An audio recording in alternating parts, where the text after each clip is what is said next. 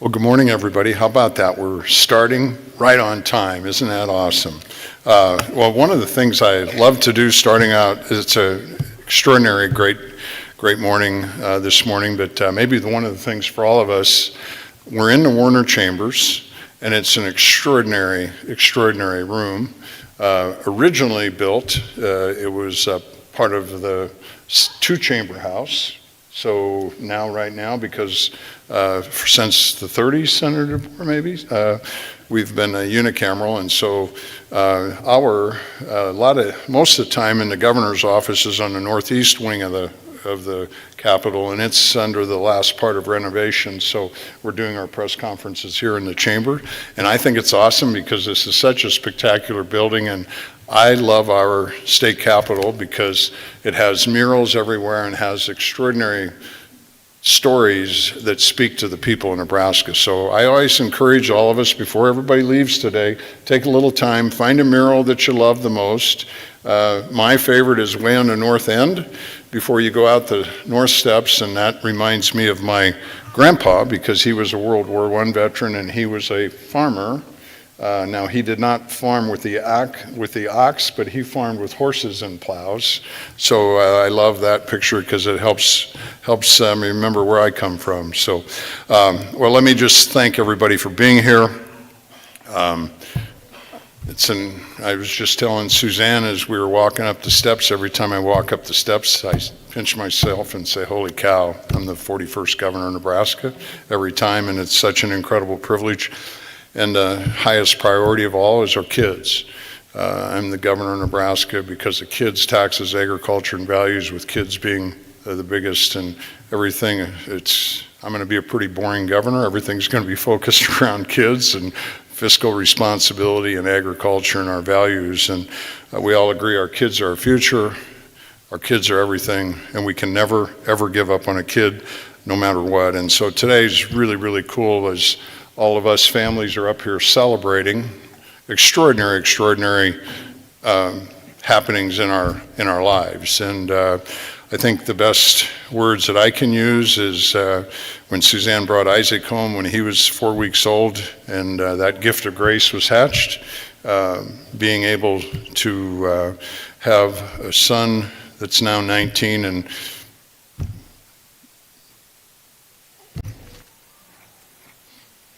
greatest gift of grace that Suzanne and I and our family we could have lived 100 lifetimes and not experienced the gift of grace of having a son come into our family. And I can tell you that before Isaac, I probably did not fully grasp it and would sometimes say, gee, how can an adoptive parent love their child like their own?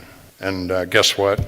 That was really shallow, and the gift of grace transcends all lines. It transcends, and all I can do today is encourage Nebraskans to answer the calling and not have the courage, because here's the good news today. The good news would be that to date, there are 331 children in the state of Nebraska that have been adopted, and that's a great cause for celebration, incredible joy for a whole lot of families, and how it's changed all of our 331 families forever in such an extraordinary way. And the opportunity is we still have 200 more kids that are waiting to experience the gift of grace from someone in Nebraska. And I hope that anybody that is contemplating and feeling a call, that you'll answer that call, because there are a lot of kids. And these kids range from 16, let's see, I think there's like 53 kids that are 16 years and older. There's 27 that are under age 4. And I guess what I just simply want to do is encourage every Nebraskan to answer your heart, answer the promptings of the Holy Spirit, so that you could say yes. And I can guarantee you this, I'll bet the farm on it if you do, your life will never be the same, and you really, really understand how love conquers all. So we've got a couple folks here that will be able to share their stories. And first, I'd like to introduce the Department of Health and Human Services Deputy Director Laura Offner. Laura, thank you for being here. Good morning, and thank you, Governor Pillen, for the opportunity to recognize the importance of adoptive families today. My name is Laura Opfer. I'm a deputy in Children and Family Services, and I'm personally grateful for adoption because my 3 daughters became part of our family through adoption. One of them is here with me today. And we are very proud to celebrate the contributions of Nebraska's 2,321 foster families who exemplify what it means to have perseverance, resilience, and hope. At DHHS, our primary focus is on keeping families together. And when a child is not able to remain with their parent, we prioritize placing them with a relative or kinship caregiver. Relative and kinship families are so important because they can reduce trauma for a child by keeping them connected to their siblings, other family members, their culture, their community, and their neighborhood. Between January and October of this year, we are proud to share that we successfully reunified 855 children with a parent, 142 children achieved guardianship, and 331 children reached permanency through adoption, as Governor Pillen shared earlier. Foster parents play a key role in helping children heal when they come into care. We need loving caregivers for children of all ages. Some of our greatest needs that we wanted to highlight are for foster parents who will care for sibling groups, children with complex medical needs, and teenagers. If you're interested in becoming a foster parent, you can find out more information on the Nebraska Foster and Adoptive Parent Association website. DHHS, along with foster care agencies across the state, provide supportive services for foster families. It's important to know that when you say yes to a child, you're not doing it alone. Training and assistance is provided according to the child and family's unique needs. Lastly, it's an honor, and I want to express our deepest gratitude to the 1,027 relative and kinship caregivers who have said yes and opened their home to a child in need. Thank you for caring for your grandchildren, your nieces, your nephews, your students, your neighbors, during a time when they needed support the most. We appreciate you. Thank you. Thank you, Laura. I think that the other piece that's really, really important for us to just think about is that kids everywhere have circumstances that are hard for us to comprehend, and can't say enough thank you to all of the foster families that step up and make an incredible difference in filling the void and helping fill the love gaps in. Next, would like to introduce Miranda and Craig Coleman. Their son Malachi is a special young man and is doing extraordinary things himself already as a young man, as helping in the foster care system. So if you guys please come up, congratulations. Good morning. Thank you, Governor Pillen, for inviting our family here to celebrate adoption. I'm Husker football player Malachi Coleman's mom and president of his foundation, Fly Like High. I'm sure that many of you have heard our story about adopting Nevaeh and Malachi through foster care. They were at the age of 7 and 10. Adoption has touched our lives in many ways. While our original reasons for getting involved in foster care had nothing to do with adoption, that's the journey we were designed to be on. Our children have made us better humans, more compassionate neighbors, more confident advocates, and taught us how to live our lives looking forward. They're children that had no reason to look forward. They found themselves in circumstances that children don't deserve to be in. In preparation for today, I asked Malachi how his life has changed with foster care and adoption. I've heard him speak on the topic many times, but but it never stops taking my breath away. So I'm going to share his words that he shared this week. The foster care system not only changed my life, but it saved it. It gave me the beautiful family that I have today and given me a second chance at life. Was it hard and dark at times? Yes. Being passed from home to home isn't easy for anyone, but it makes it worth the wait when you find the one that makes any dark part of your past disappear because they love you for you and nothing else. The one that helps you see that you do have value and deserve to be loved. The one that shows up every day because they wouldn't have it any other way. I found my one 8 years ago, and I want all kids around the world to experience the love that I have from this family. Because simply, every kid deserves to be loved. Every kid deserves a family. Every kid deserves to grow up and have happy memories. He's really always had a way with words. The impact of adoption on a child's life is immense, but I'm here to share with you that the impact on yours is even greater. Get involved to change a life and watch how it changes yours. Thanks again, Governor.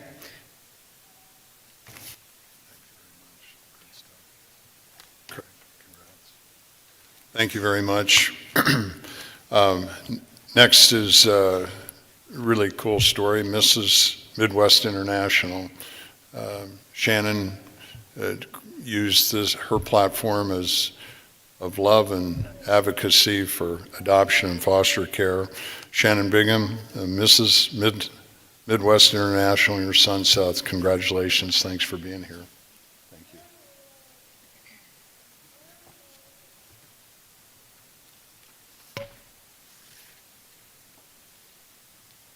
Good morning, Governor Pillen. Thank you for having us, any senators that are presidents, members of the DHHS, those of you who are here today to support adoption in our great state. Truly, thank you for including this on our important day. Adoption is a journey, and to each family, it's different and unique. My journey began out of a strong desire to become a parent. And after completing classes at the Nebraska Children's Home Society to receive education about adoption, we were chosen to become adoptive parents. And 9 months later, we had the privilege of seeing our son born. After creating such a unique bond with the birth parents and their families during the pregnancy, I felt like the wait was finally over. I would be a mother. After creating such unique bonds with the birth family, I already said that, sorry.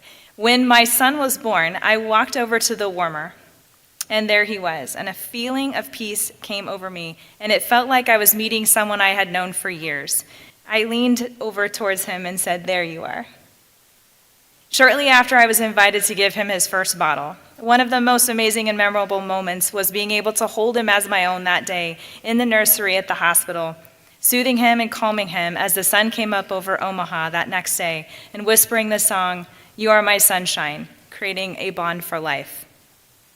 Together with the birth family, we chose his name, Seth, meaning chosen, and 2 middle names, Edward and James, to honor his biological father and grandfather. And many of the family were also present that day during his birth. As an adoption advocate, I am honored to be here today to encourage people to consider adoption as an option. And for those of you considering adopting a child or placing a child for adoption, to help remove that hesitation and fear that comes along with the process.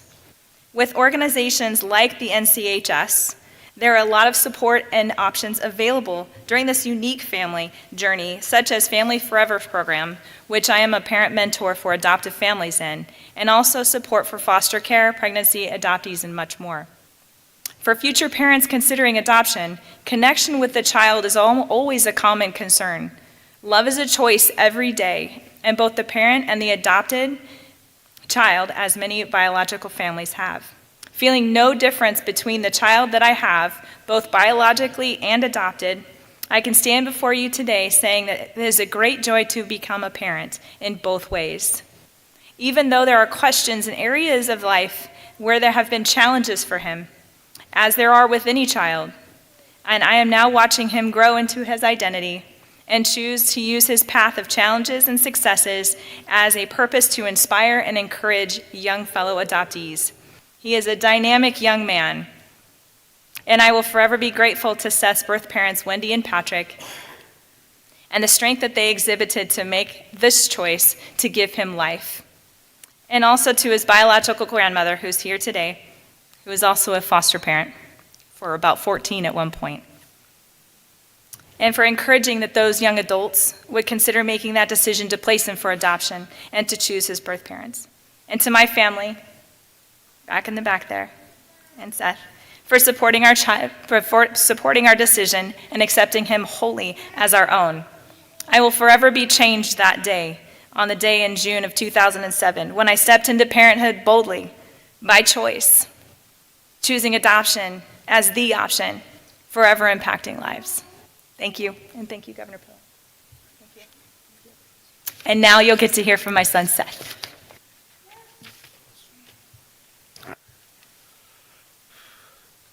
Good morning, Governor Pillen, senators, audience members, and my family. It's truly a privilege to be here today to help spread awareness to us adoptees. I want to thank everyone for taking time out of your day to be here. It's truly a blessing to us as a family. Today, with this opportunity, I would want to express some of the misconceptions I've seen throughout my life that I would like to address today. One of the most common misbeliefs that has been communicated to me is that us adoptees are not loved, that we were given away out of spite, therefore naming us unwanted. Rather, I have been shown unconditional love and guidance throughout my 16 years by my adoptive parents, Joe and Shannon, and they continue to provide for me endlessly without hesitation. Adoption has given me boundless opportunities to develop empathy for others and show true affection to one another.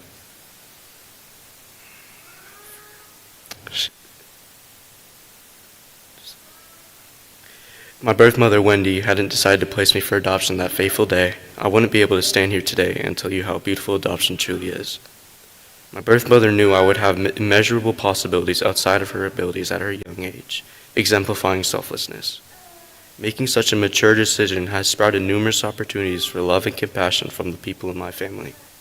I have many people I can count on who are willing to provide for me and care for me when needed, and I am truly grateful for every last one of them. Without adoption, I wouldn't have these people around me in such great numbers. I am often showered with so much love that I'm not sure what to do with it all. And also, by giving such a blessing by God, I feel like this choice of adoption has changed my life for the better. Many people can't see the amount of time my family devotes to me. My family sees me as no different than their biological members and accept me as their own. This proclamation for Nebraska, making November a month of awareness for us as adoptees, will help encourage positivity and continue to make a brighter future for us all. I would like to end this speech with a poem that was given to me by my mother when I was younger. Every morning before I get ready for the day, I read the poem on my wall. It helps centers me and reminds me of my purpose and helps me center myself for the day. The poem reads, "Not flesh of my flesh, nor bone of my bone, but still miraculously my own. Never forget for a single minute you didn't grow under my heart, but in it." Thank you for your time today.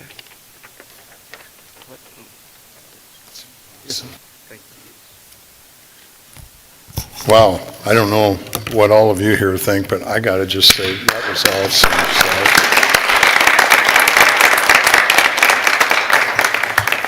There's no ifs, ands, or buts. Your courage and your gifts, and you made a huge impact today. Thank you for being here. And last, I'd like to introduce Teresa Fraser, Program Coordinator of Families Forever, the Nebraska Children and Home Society. There we are, sorry. Thanks, Teresa.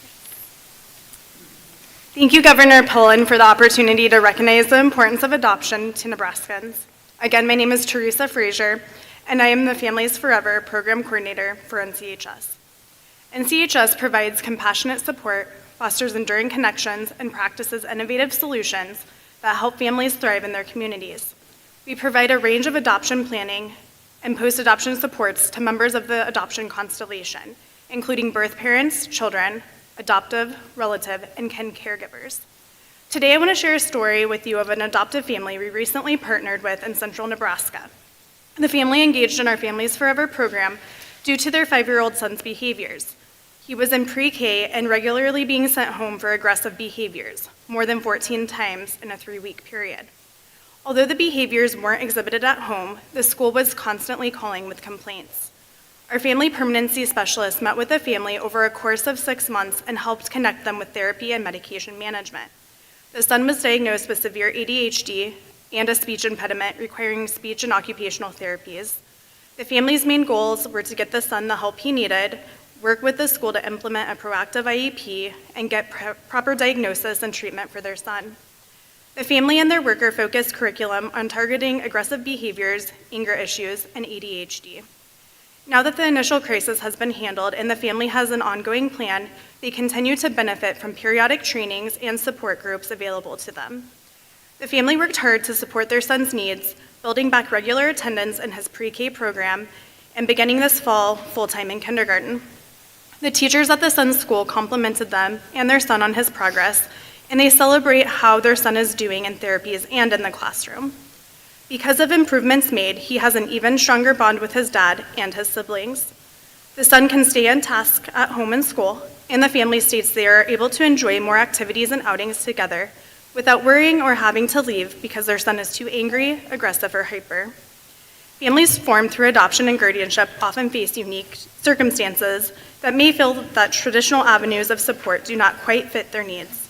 Our Families Forever program helps with one-on-one parenting and family support, community referrals to other services such as mental health and respite options, parent-to-parent mentoring programs, support groups, trainings, conferences, and educational courses for both caregivers and professionals, because we know our schools, courts, and communities are vital partners in supporting adoptive families. Our programs are available statewide and to all families formed through adoption. Whether you're a person considering making a plan for adoption or a family that adopted 15 years ago, we're here for you throughout life's journey. Thank you very much. Also want to say thank you to Senator DeBoer for being here. Senator DeBoer has been an extraordinary advocate and a unicameral with policy. Would you like to say a couple words? Don't mean to put you on the spot, but please come up.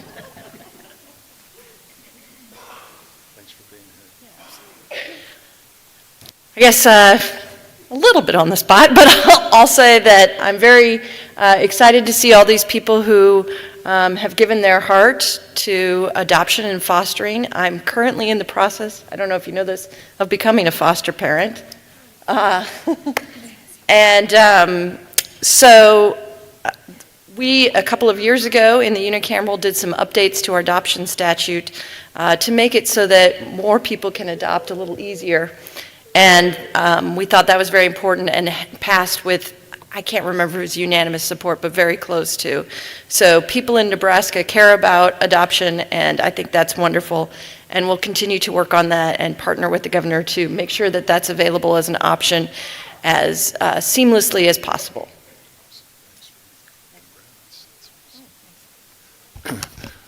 Well, let me finish up with the what an incredible privilege it is for me and Suzanne to be here with everybody, and what incredible families are behind me. You just can feel the grace emanate off. And here's the most awesome thing about being a Nebraskan. When Nebraskans know there's a need, we Nebraskans step up 100% of the time. And so I'm very grateful for everybody being here, helping us spread the word that there's 200 other kids that are in need, and our abilities to just continue to pray that we change hearts and open hearts. And you know, if being a foster parent's a little more than you're able to think about, or being an adoptive parent, start being a mentor to kids in your community going to school, and that maybe is a first step for some, but to all of us, every one of us Nebraskans can make a difference for our kids. So one of the privileges is being the governor of Nebraska. We get to have a celebration with proclamations. So I'll try to do this without my glasses. So whereas adopting a child not only benefits the child, but also benefits the family as a whole. No family's perfect, but it does take a perfect family to change the life of a child. Adoptive families come to make many different shapes and sizes. And whereas every child deserves to have a stable, permanent family of their own, and whereas Adoption Awareness Month is an opportunity to honor and raise awareness of the continuing need for services to assist children waiting for adoption, families interested in adoption, and children and families needing post-adoptive services across the state of Nebraska. Now therefore be I, Jim Pillen, Governor of the great state of Nebraska, do hereby proclaim the month of November 2023 as Adoption Awareness Month in Nebraska, and do hereby urge all citizens to take due notice of this observance. Congratulations to all Nebraska adoptive families and children. Congratulations.